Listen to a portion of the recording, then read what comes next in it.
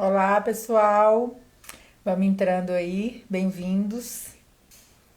Sejam muito bem-vindos aí ao nosso momento querido de todos os sábados às 17 horas.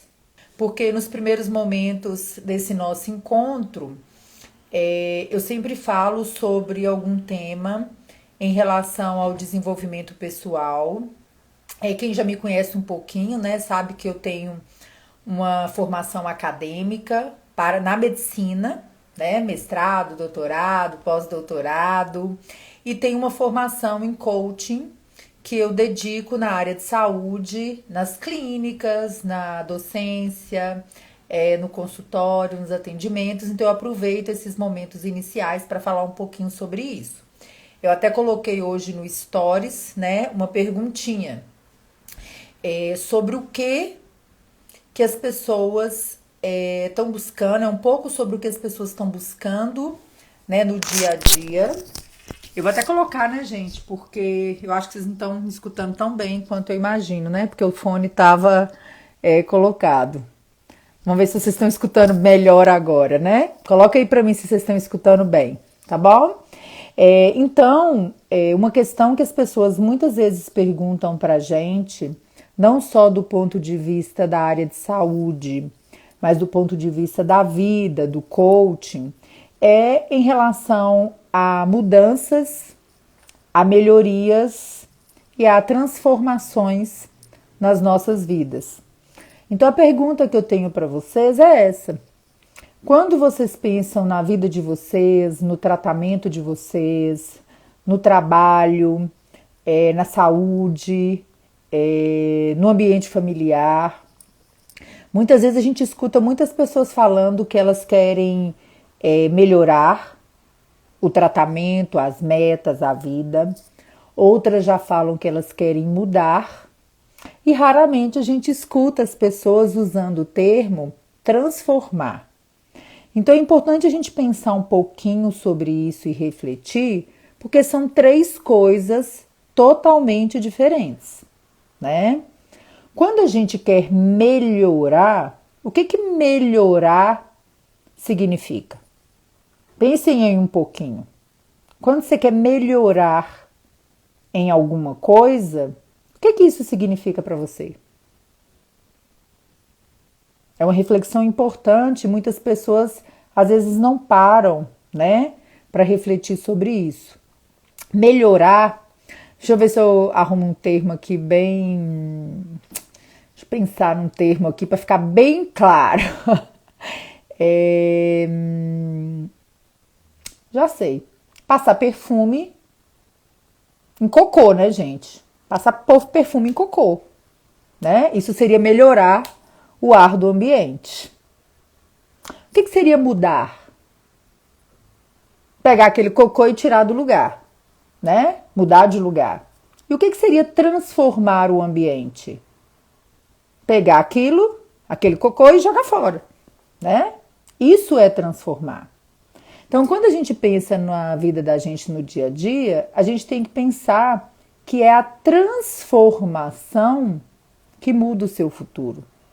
Porque quando você melhora, né, você dá aquele enfeite, aquele jeitinho no dia a dia, e isso tende, muitas vezes, a voltar para o estado inicial.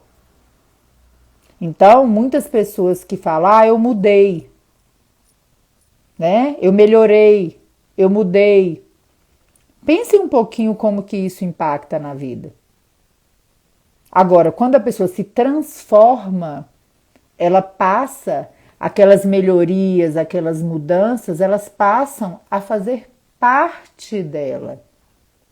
Então, ela se transforma em uma pessoa melhor, em uma pessoa que se cuida mais, em um melhor familiar, em um melhor amigo, em um melhor patrão, em um melhor gestor, em uma pessoa que realmente busca suas metas de uma forma mais pontual, tá?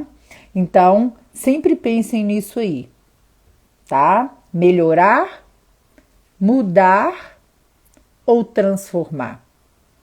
O que você quer para a sua saúde? O que você quer para a sua vida?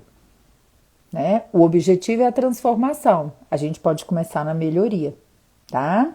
E a mudança, para ela trazer frutos para a sua vida, a melhoria ou a mudança, elas só virão na forma de frutos mais produtivos quando você tiver necessariamente uma transformação, tá? E muitas pessoas não têm nem noção de que existe diferença entre as três coisas.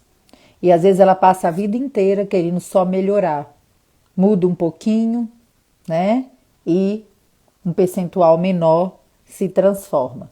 Então, quando você quiser realmente ter frutos diferentes, ter resultados diferentes, é muito importante pensar em se transformar, tá? Então, acho que essa é a diferença maior. Vamos ver se eu consigo colocar. Vou colocar aqui o tema, tá, gente? Para o pessoal se ambientalizar quando estiver entrando. Então, nós estamos aí no nosso encontro. Pergunte para endócrino. Quem entrou aí depois, nós já fizemos os nossos momentos iniciais de desenvolvimento, né, para gerar uma reflexão para a vida entre o melhorar, mudar e transformar. E agora a gente vai partir aí para as nossas perguntinhas, tá bom? Então bora colocar aí, pessoal, quem quiser entrar ao vivo, pode apertar o botãozinho aí que eu vou olhar e nós vamos chamar. Me enviaram uma pergunta hoje, a Grazi, acho que é Graziella ou Graziele, em relação à lua de mel. Quanto tempo que a lua de mel no diabetes pode durar? Então, eu acho que antes de responder essa dúvida, eu acho que é importante a gente esclarecer para todo mundo, principalmente para os pais, para as mães de crianças e adolescentes com diabetes, ou para as pessoas que foram diagnosticadas há menos tempo, o que seria o período de lua de mel no diabetes. Então, esse período de lua de mel, ele é chamado o período onde a pessoa que diagnosticou diabetes há pouco tempo, tipo 1, né? Então, a lua de mel, ele é um atributo do diabetes tipo 1. E ele diz respeito ao tempo onde a pessoa recém-diagnosticada ainda tem um pouco da reserva do pâncreas, ou seja, o diabetes tipo 1 é uma doença autoimune onde a produção de insulina pelo pâncreas, ela cessa, né? Há uma destruição dessas células beta pancreáticas produtoras de insulina. Só que quando a pessoa é diagnosticada, né, quando os sintomas aparecem, né, urinar muito, beber muita água, perder peso muito rápido, a gente sabe pelos estudos que já houve uma destruição de cerca de 80 a 90% na produção de insulina, das células beta pancreáticas. Só que esse restante, 10 a 20%, eles estão lá e eles podem ajudar no controle do diabetes. Só que esse período de lua de mel, né, essas células que ficaram aí ainda, né, porque uma hora essa produção fica bem pituchinha, quase nada, elas podem voltar, nós podemos voltar a ver a ação desse percentual que ficou ainda e não foi destruído. Só que como que isso acontece no dia a dia? Quando a pessoa diagnostica e está muito mal controlada, ela precisa muitas vezes ser internada e ela recebe muita insulina no começo para vencer aquele estado que a gente chama, gente, de glicotoxicidade. É uma intoxicação, é como se fosse uma intoxicação mesmo do excesso de glicose dentro das células. Então a pessoa precisa de muita insulina. Quando a pessoa está nessa glicotoxicidade, o restinho de insulina que tem 10 a 20%, né, eles não são suficientes para ajudar a melhorar o controle do diabetes tipo 1. Mas à medida que a pessoa vai usando a insulina e as glicoses vão melhorando, ou seja, essa toxicidade ela vai melhorando, o que acontece? Esse percentual que ainda não foi destruído é como se ele voltasse a trabalhar, ou seja, ele volta a ter a produção de insulina.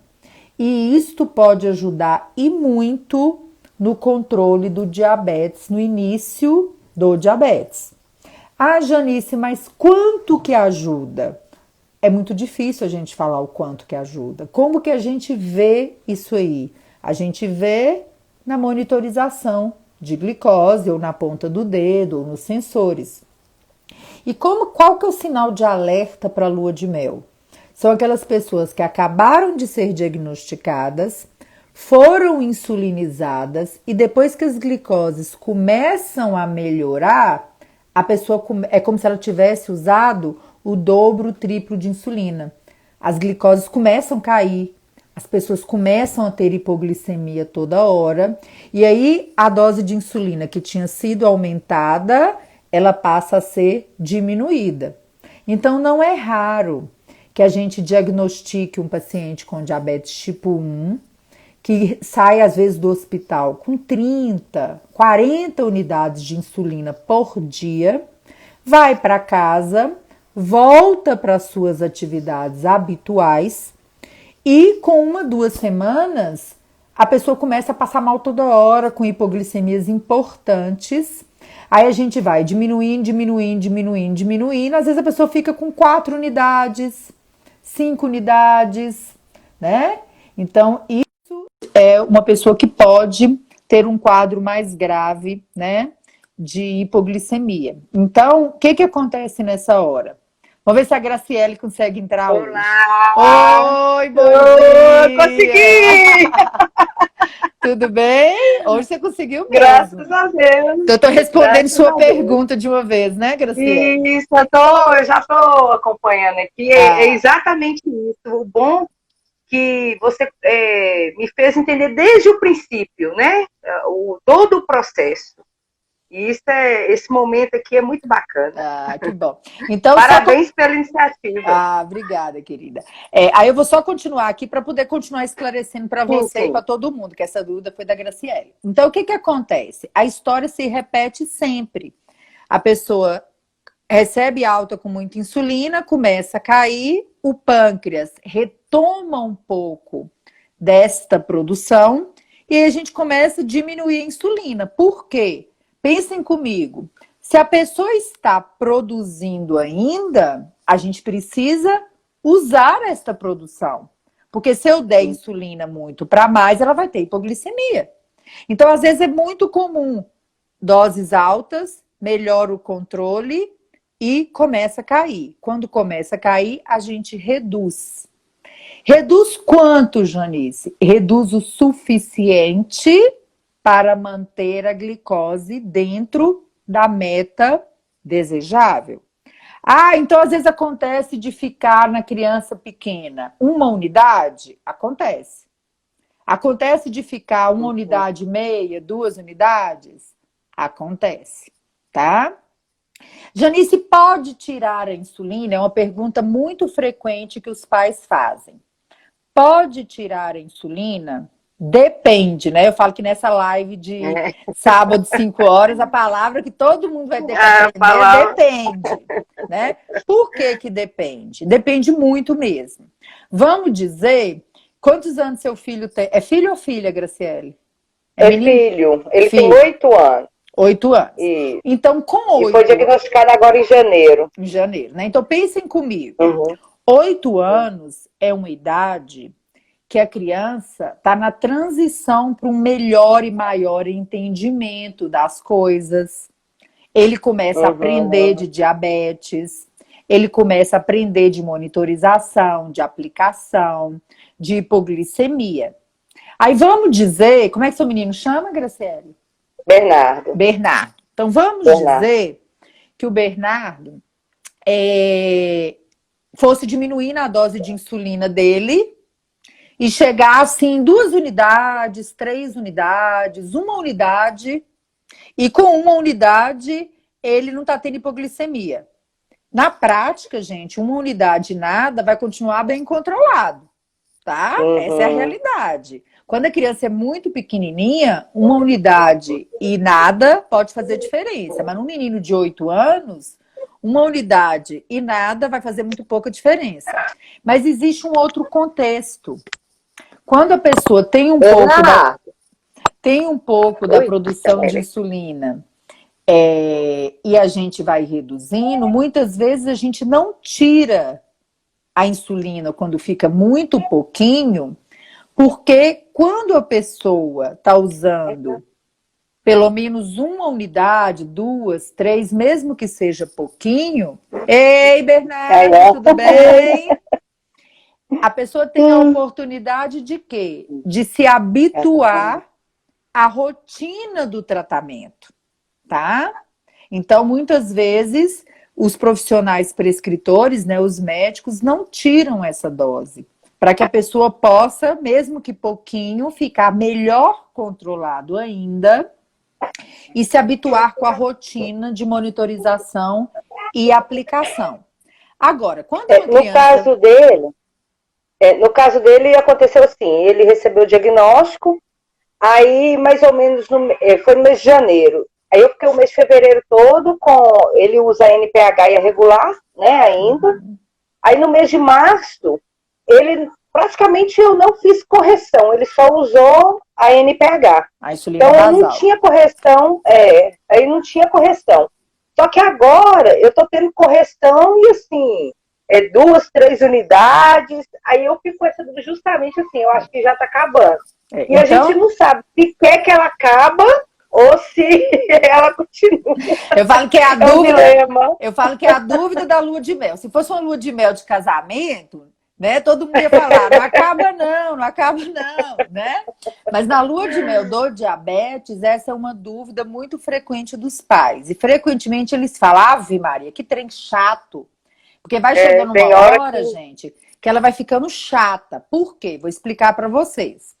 Da mesma forma que aconteceu com o Bernardo, ele diagnosticou em janeiro, fevereiro, março, ele ficou com a quantidade de insulina pequena, sem precisar da insulina rápida. Por quê? Porque na hora que ele comia, ou na hora que a glicose subia, quem é que fazia aquela insulina? O próprio pâncreas dele. Correto? Só que a lua de mel, como toda lua de mel que se preze, gente, ela acaba, tá? E acaba em tempos variados. A descrição da literatura são semanas a meses. Quantas semanas ou quantos meses? Só Deus sabe, né? Não tem como falar. Mas como que a gente vê o fim da reserva de insulina? Quando as glicoses começam a subir, tá? E a gente tem alguns parâmetros, gente, para definir se aquilo é uma reserva de insulina ou se não é. Quais são os parâmetros? Para a gente falar que a pessoa está em lua de mel, ela precisa estar usando menos de meia unidade por quilo de peso por dia. Então vamos dizer que seja uma criança de 10 quilos. Ela precisava estar usando menos de 5 unidades. E precisa estar com a hemoglobina glicada, que é a média da glicose dos últimos 3 meses, ou a previsão de hemoglobina glicada, abaixo de 6,5. Porque se não for isso, não é reserva.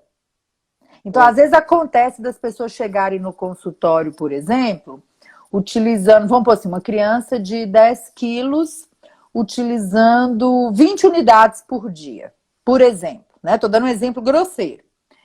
E a criança está super bem controlada.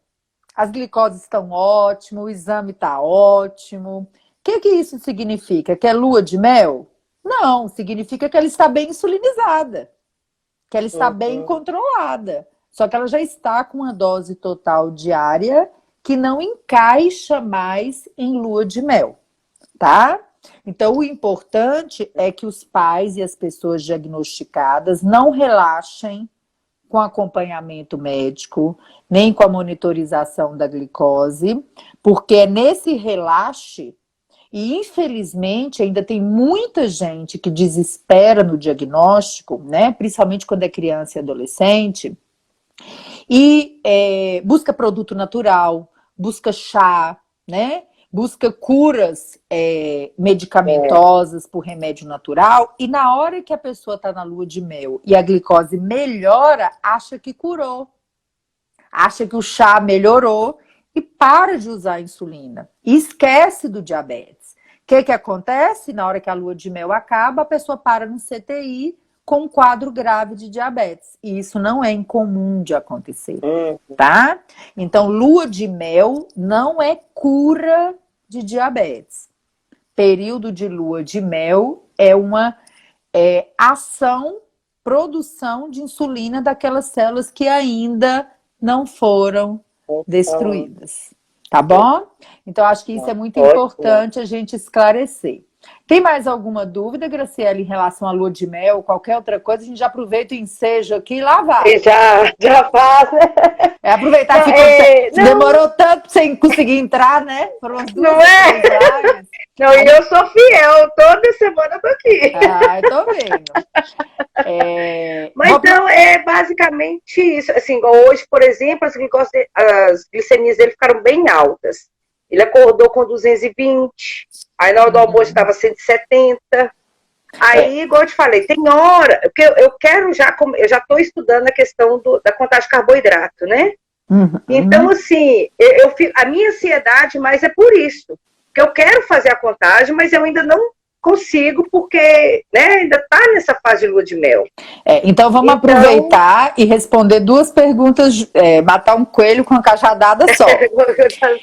Se as glicoses não estão mais ficando na meta, e pelo que você falou, já está saindo bastante da meta, é porque a reserva ou está acabando, ou já acabou, ou está muito próximo de acabar. Porque senão estaria boa.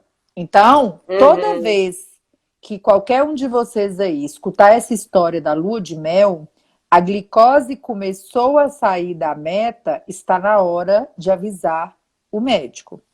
Porque senão começa a subir e corre o risco de descompensar do diabetes. Principalmente na pandemia que a gente está vivendo, né? Porque não é hora de descompensar o diabetes e parar no ambiente hospitalar. Tá? Porque então, o que ajudava ele é a atividade física, né? Então, a atividade física ele não faz, assim. De vez em quando eu coloco ele para brincar aqui na rua, correr, mas assim, não está sendo todo dia, né? Como era antes. Mas se ele tivesse... Eu tenho que tomar um cuidado maior. Isso, mas se ele estivesse com uma reserva boa ainda, ele estaria com a glicose boa mesmo, sem fazer o exercício, né? Sim. Então é importante a gente pensar nisso, procurar, né, o colega para poder ajustar. Uma outra coisa que a Graciele falou é a questão da evolução para a contagem de carboidratos. Então, para quem nunca ouviu falar da contagem de carboidratos, é uma terapia nutricional e é a terapia nutricional de escolha para os pacientes com diabetes tipo 1, e o manuseio dos carboidratos no dia a dia também é uma estratégia para os outros tipos de diabetes, tá? Independente do uso da insulina. Porque as pessoas falam muito em carboidratos e pensam em pacientes com diabetes tipo 1. Mas existem estratégias em carboidratos para todos os tipos de diabetes. Para a terapia de contagem de carboidratos, ela é uma evolução no tratamento. Então, você pode trabalhar os carboidratos com o endócrino, com a nutricionista do Bernardo, desde o começo do diabetes, tá? Por métodos diferentes. Então, é uma evolução.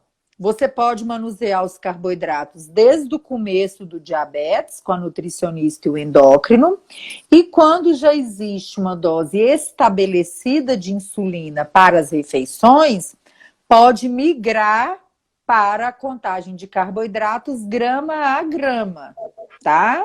Então é importante ter essa clareza para ficar mais fácil, que a gente tem o método de substituição e tem o método de grama. Já dá para trabalhar os carboidratos, independente de estar usando insulina. Aí eu vou aproveitar para responder aqui que o Guimarães Silva colocou aqui. O que você acha das metodologias de tratamento do DM1 baseada em uma alimentação low carb? Vejo posts de várias pessoas falando, mas nunca tive uma opinião médica a respeito. Então, no geral, diabetes tipo 1, tipo 2, sobrepeso, obesidade. A dieta low carb, que é a redução do percentual de carboidratos na alimentação, ela também é uma estratégia nutricional que deve ser feita com acompanhamento da nutricionista e do profissional de saúde, né, médico, quando é no caso do diabetes, para poder adequar o tratamento à diminuição dos carboidratos. Nós temos evidências científicas de que a dieta low carb pode ajudar no controle do diabetes, do sobrepeso e da obesidade, principalmente, né, gente, quando ela vem aliada à redução de calorias. Porque tem gente que faz low carb e engorda, porque está consumindo mais caloria. Né? Então, existe sim. O que se tem que tomar cuidado?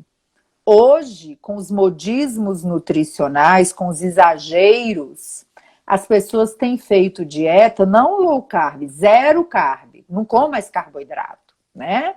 Pessoas comem só proteína o dia inteiro, folha. Então, isso é muito perigoso, porque nós também já temos evidência científica do mal que isto pode fazer em médio e longo prazo. Tá? Então, é o equilíbrio, né, na verdade. Exatamente. Eu tenho aprendido muito com Bernardo, né, assim, revirou a nossa vida de ponta cabeça, mas o que eu tenho observado é isso, é o equilíbrio. E não é só por ele ter diabetes, é qualquer pessoa, né, qualquer ele tem que ter um equilíbrio na alimentação, um equilíbrio mental, um equilíbrio emocional, né, é todo um conjunto de fatores para a saúde, né, da pessoa. Né? Então, isso é uma coisa importante. Então, aqui tem um pessoal falando que a contagem de carboidratos foi a melhor coisa para poder controlar o diabetes. Por quê? Porque é uma terapia nutricional que vai dar o quê? Flexibilidade alimentar dentro da alimentação saudável, que é o que todo mundo que não faz deveria fazer. Eu tenho uma boa alimentação e quando eu quero comer uma coisa extra, né, seja salgado, seja doce, seja proteína, seja com mais gordura, eu tenho a liberdade de comer dentro da minha alimentação. Desde que eu não engorde, desde que não seja toda hora, desde que eu não piore meus exames, que eu piore meu peso. Então, as pessoas que não têm diabetes fazem isso. E as pessoas que têm diabetes também podem fazer isso. Porque, na verdade, elas acabam fazendo. Com a terapia de contagem de carboidratos, o que você faz? Você aprende a fazer melhor aquilo que você fazia sozinho. Né? Então, é para isto que é a terapia de contagem. Porque, veja bem, qual que é a chance, gente? Escreve aí quem tem diabetes. Qual que é a chance da pessoa comer a mesma coisa todo dia, a vida toda? Mínima. Qual que você acha que é a chance? Se não for nenhuma. Se não for mínima, é bem próximo de zero, né? De zero, verdade. Porque uma hora ou outra, a vida te chama e você pode sair um pouquinho. Então, o que a terapia fala? Se você vai sair um pouquinho e vai flexibilizar, a sua dose de insulina também pode precisar ser flexibilizada. Né? Então, comer um pão é uma dose de insulina. Comer 2 pães é outra. Se você aplica a mesma dose de insulina para um pão e para 2 pães, ou se você aplica a mesma dose de insulina para um pão ou para meio pão, a chance disso dar errado é muito grande. E a contagem de carboidratos vem unir todas essas coisas, tá? Então, a qualquer momento, né? Depois, eu gostei dessa palavra aqui da nutricionista Ana Paula. Carbofobia é desnecessário, né? Então, nem tanto, né? Nem por tanto. Exatamente. Então, acho que a gente tem que ter muito cuidado na escolha da alimentação, na escolha do profissional de saúde, né? E outra, gente, não está fazendo bem para você, é isso que eu falo com os pacientes, né? Vamos ficar um pouquinho mais esperto, né? Vamos abrir os olhos e os ouvidos e ficar um pouco mais esperto.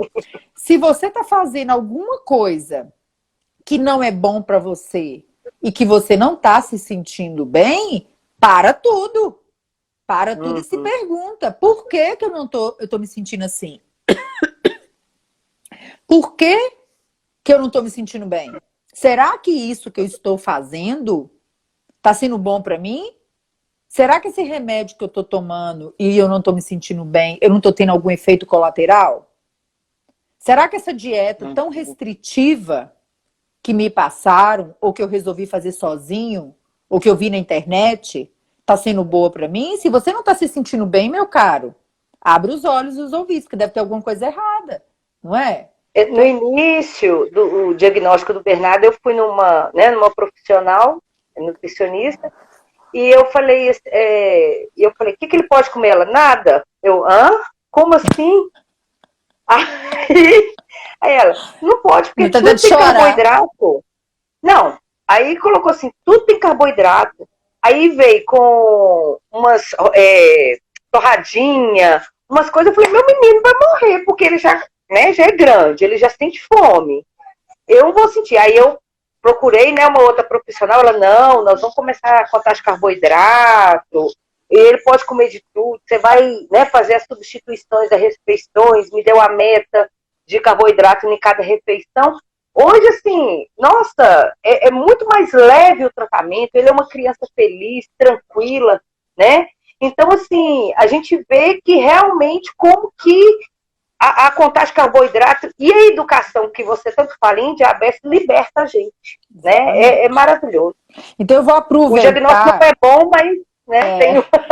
eu vou aproveitar essa deixa que você falou para tocar no assunto, né? Porque é uma coisa que é muito importante em relação à adesão ao tratamento, né? Que é uma coisa que a gente trabalha na educação em diabetes.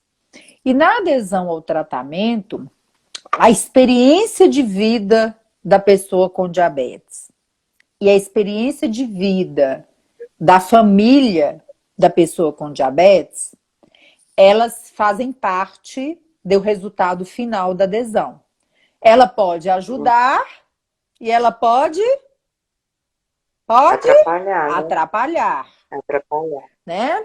Então, em que sentido, Janice? De acordo com as crenças que as pessoas têm, né? Porque crença é aquilo que a gente acredita, né? Você pode trazer essas coisas para o seu tratamento e enquanto você não se educa e não aprende para reprogramar a sua mente, você vai agir de acordo com o que você acredita. Então, o Bernardo é filho da Graciele, mas se ele ficar na casa de um tio ou de uma avó, de um amigo, que acredita, né, que é a crença dele, que quem tem diabetes não pode comer carboidrato, quem tem diabetes não pode comer um bolo de aniversário. O que vai acontecer? Essa pessoa tende a tirar essas coisas do Bernardo. Então, o conhecimento, a educação, ela tem que vir das pessoas que estão convivendo com diabetes e dos profissionais de saúde para o outro, porque senão a gente não avança. Então, eu até coloquei um post que as pessoas têm muito hábito de focar no erro. E quem foca no erro não avança, não evolui. Então, as pessoas ficam reclamando. Ah, mas na escola o povo faz isso. O avô faz isso. A tia faz aquilo. O que a pessoa está fazendo? Está focando no erro. E aí você não avança. Sua vida não vai para frente. Então, focar no acerto, na solução, é o quê? Para e educa aquelas pessoas para a nova realidade do diabetes, tá? Então, isso é uma coisa muito importante que a gente estava voltando aqui ao assunto dessa adesão ao tratamento. Então, quando as pessoas se educam e aprendem as coisas, elas têm mais chance de aderir ao tratamento e ter uma melhor qualidade de vida. Mas muitas vezes a gente precisa o quê? Se libertar dessas crenças. Então, esse conteúdo que a gente traz da vida da gente, ela também tem que ajudar as pessoas a tomarem decisões mais espertas, né? As pessoas sabem, no fundo, o que é bom para elas. Então, se você vai num profissional de saúde, né, igual você foi, que fala que o seu filho não pode comer mais nada, você tem que usar da sua sabedoria para definir se é aquele profissional de saúde que você quer na sua vida ou não. Definitivamente não, né? Não é? Porque se você está vendo que está totalmente desconjuntado da realidade, busque uma segunda opinião, né? Quem quiser segundas opiniões gerais, ou seja, aprender sobre vários assuntos, visite o site da Sociedade Brasileira de Diabetes. Tem a área de público, né? Cheio de colunas, cheio de material, cheio de entrevistas, cheio de tudo que vocês pensarem. Lá, dificilmente você não vai achar um texto ou um material sobre um assunto relacionado ao diabetes. Então, busque, porque senão fica muito difícil você melhorar. Muito complicado. A Jaque colocou aqui, ó, o diagnóstico é da família inteira, exatamente, sendo criança ou sendo adulto.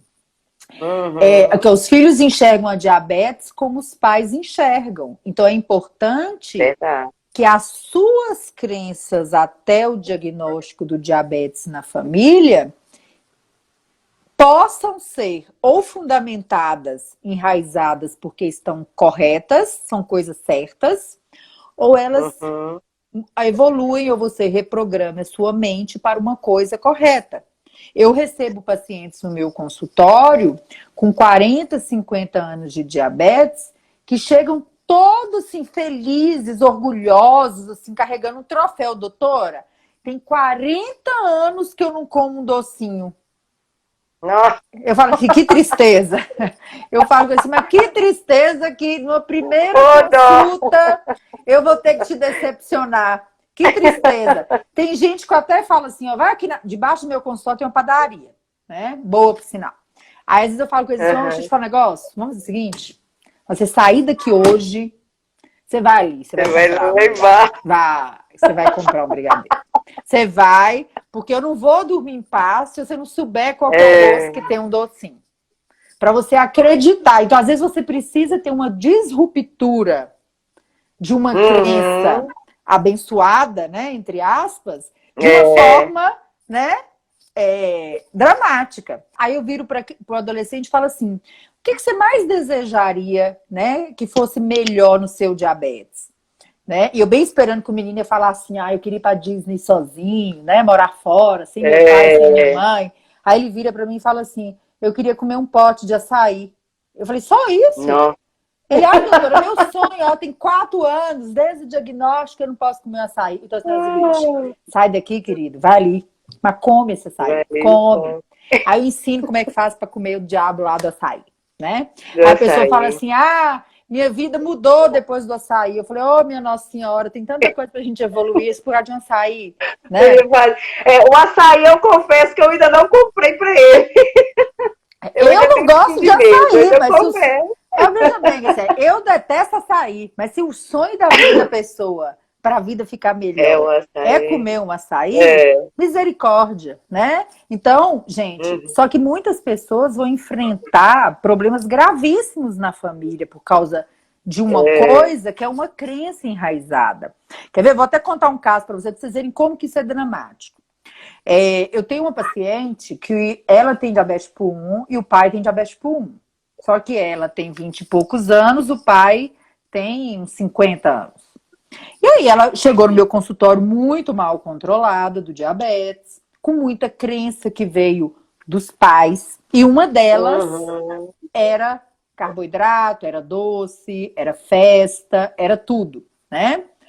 Aí o tratamento foi evoluindo, ela controlou o diabetes, aí nós evoluímos para contagem de carboidratos.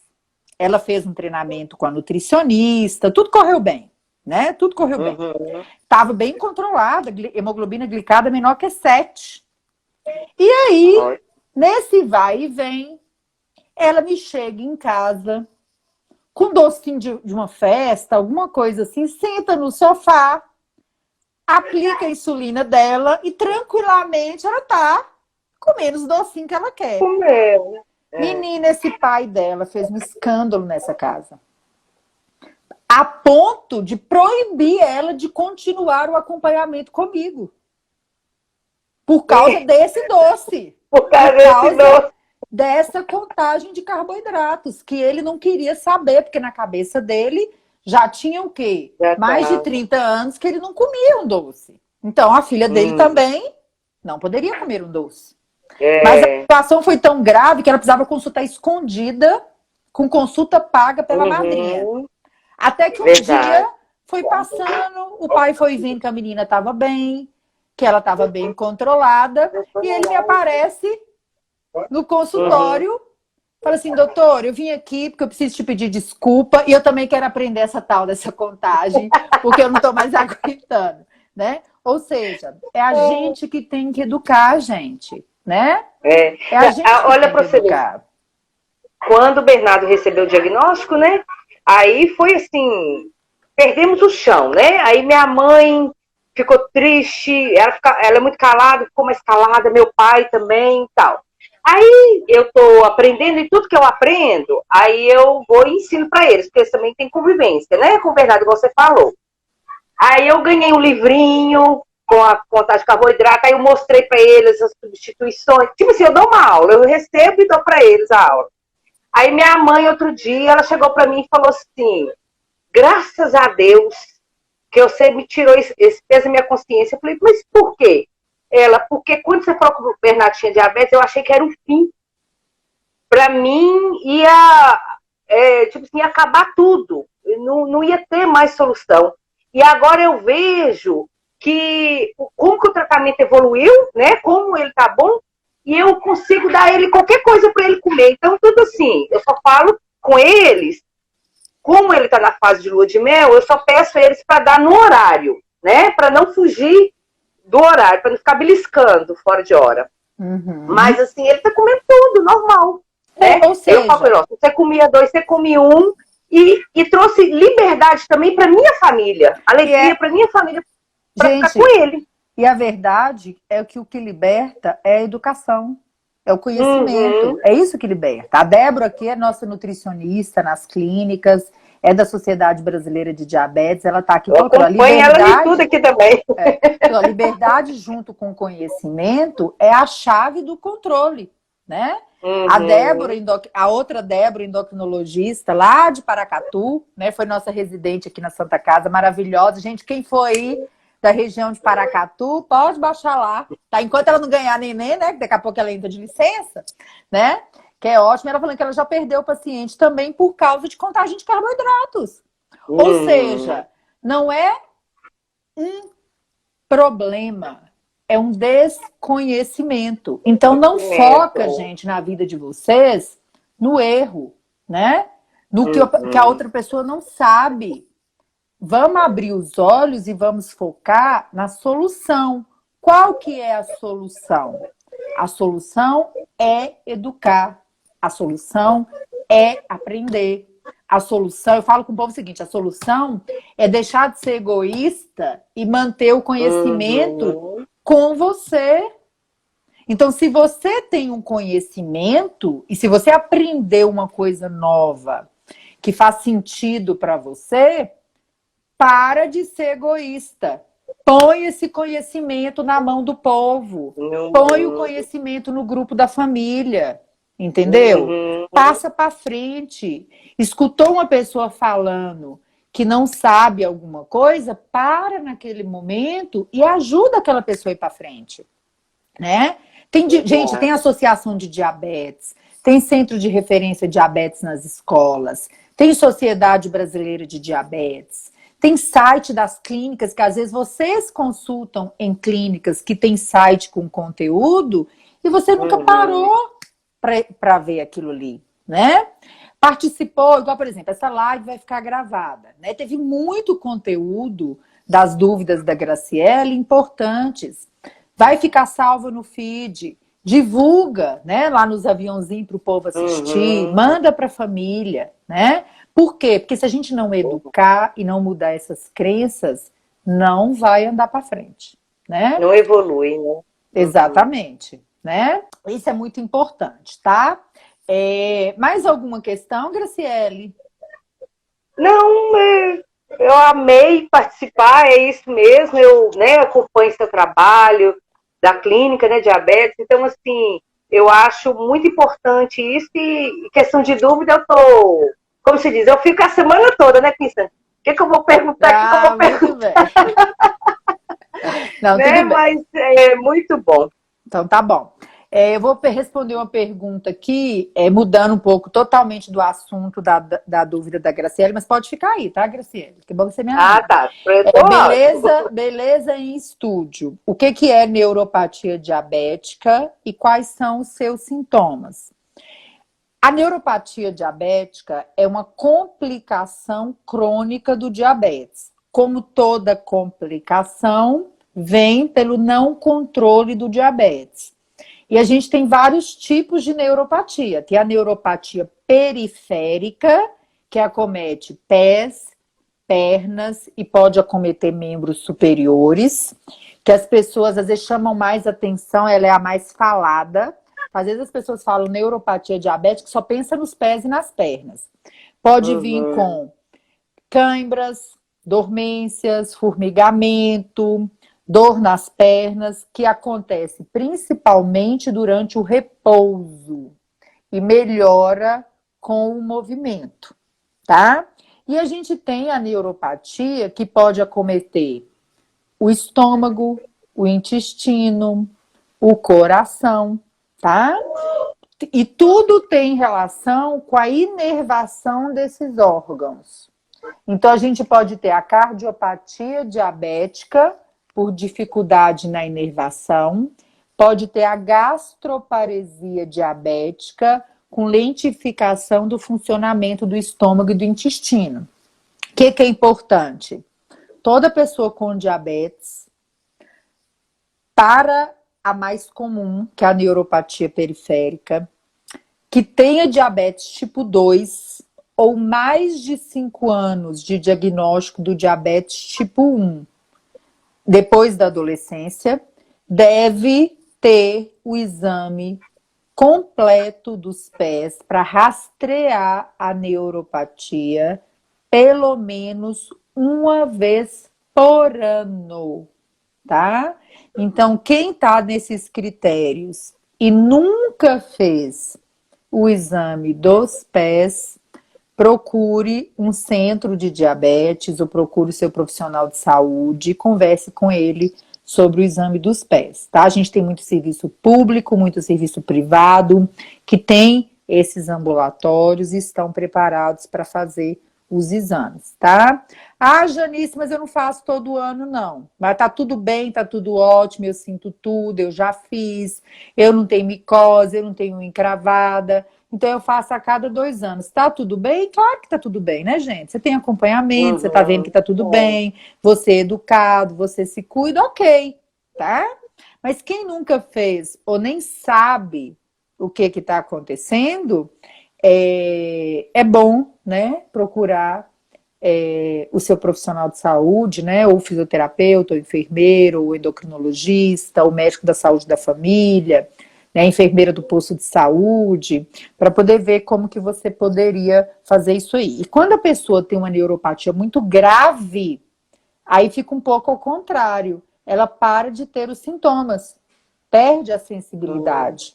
E aí ela passa a ter o pé de risco. Risco de pé diabético, que é a lesão nos pés, que aumenta o risco de ter uma amputação de membro inferior. Tá bom? Então, respondendo aí a beleza em estúdio. Pessoal, eu acho que eu respondi tudo que estava aqui, tá? E acabei respondendo outras perguntas que eu recebi também durante a semana. E o nosso tempo na live está acabando. Passa rápido, né? Num minutinho. Nossa, muito rápido. Que se o Instagram liberar umas 2, Tava 3 com horas, assunto bom. é capaz de a gente ficar aqui a noite toda. Mas enfim, como toda bem provável.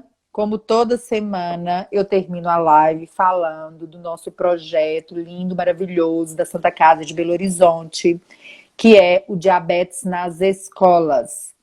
É um projeto, é um projeto gratuito, bancado pela Santa Casa BH, de treinamento das equipes escolares para receber melhor a criança com diabetes. Na Santa Casa, a gente faz ele presencial e por causa da pandemia, este ano, nós nem tivemos treinamento, porque os primeiros já foram cancelados em março, e por políticas da instituição, provavelmente nós não teremos nenhum treinamento presencial esse ano.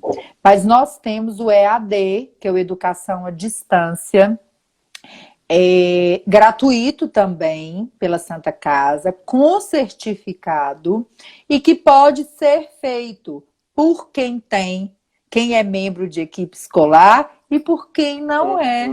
Então é muito importante que os pais, os professores, os profissionais de saúde conheçam o EAD, conheçam o projeto, para você poder divulgar mais o que você conhece. Então, vou pedir uma ajuda de coração para vocês. Acabou a live? Vai lá na página Diabetes nas Escolas, @Diabetes nas Escolas. Curte a página, quem não conhece, por favor. Clica nos aviãozinho, manda para as pessoas que vocês conhecem, compartilha no stories de vocês, porque a gente sabe que quanto mais vocês divulgarem, mais pessoas vão aprender com o projeto Diabetes nas Escolas. Postem nos grupos de professores, de escolas, porque os professores precisam de treinamento, independente, né, da questão do diabetes. Eles precisam de uma carga horária de capacitação e esse certificado conta como carga horária, tá bom? Então, eu, inclusive, sou professora. Ah, que legal. Aí eu sou professora e eu já passei para todo mundo lá da escola, falou, faz aí, porque, né, Bernardo é o único na escola que tem diabetes, né? Na escola tem o quê? Quase 20 anos a escola, nunca tiveram um aluno com diabetes, é o primeiro. Então, assim, é importantíssimo esse projeto, é muito legal. E em 2020 nós estamos também expandindo o centro de referência para outros estados e outros municípios de Minas. Então, hoje a gente já tem Diamantina. Se eu esquecer algum, gente, a pessoa estiver aqui na live, me perdoe, tá? Porque minha cabeça não grava assim de coisa, não. Nós temos Teixeira de Freitas, na Bahia, com a professora Denise. Cláudio, com a nutricionista Gabriela. São João del Rei, com a endocrinologista Andréia e a nutricionista Amanda. Diamantina, junto com a Universidade Federal, com o professor Edson. Campinas, com a Valquíria e com a Thaís. Deixa eu ver aqui. Ai, gente, acho que eu esqueci agora, porque são Muito vários. legal. Deixa eu ver o que mais. Acho que eu esqueci aqui, mas está tudo lá no nosso feed, tá bom? Do Diabetes nas Escolas. Então, ajudem a gente a divulgar esse projeto. Todos os sábados, se Deus quiser, 17 horas, estarei aqui. E todas as quintas-feiras, 10h30, vocês são nossos convidados para as lives do Ambulatório de Diabetes da Santa Casa de Belo Horizonte, que acontece no mesmo horário que acontecia o nosso programa de educação. E tem muito tema interessante, tá bom? Então, todas as nossas lives estão salvas no nosso canal do YouTube Diabetes Saúde. Tá cheio de videoaula de assuntos bem diferentes. Então, se eduquem, aproveitem a pandemia, vamos aprender, vamos divulgar isso aí tudo, tá bom? Vejo você sábado que vem, do jeito que a gente está gostando, daqui a pouco eu vou acabar arrumando um tempo para fazer um meio de semana e um Ai, vai ser sábado, maravilhoso. 17 horas. Mas nesse momento eu não consigo, porque meu dia dura assim, acordado, Imagina. 19 horas, e eu não estou conseguindo ainda. Mas eu vou tentar ter um meio de semana também. Tá bom, pessoal? Beijo. Fiquem Um com beijo. Deus. Muito obrigada, Adorei. Graciele, Deus pela abençoe você, companhia. viu? Por Tá sua bom? iniciativa aí. Beijo, Beijo. gente. Com Tchauzinho, até Deus. sábado. Tchau.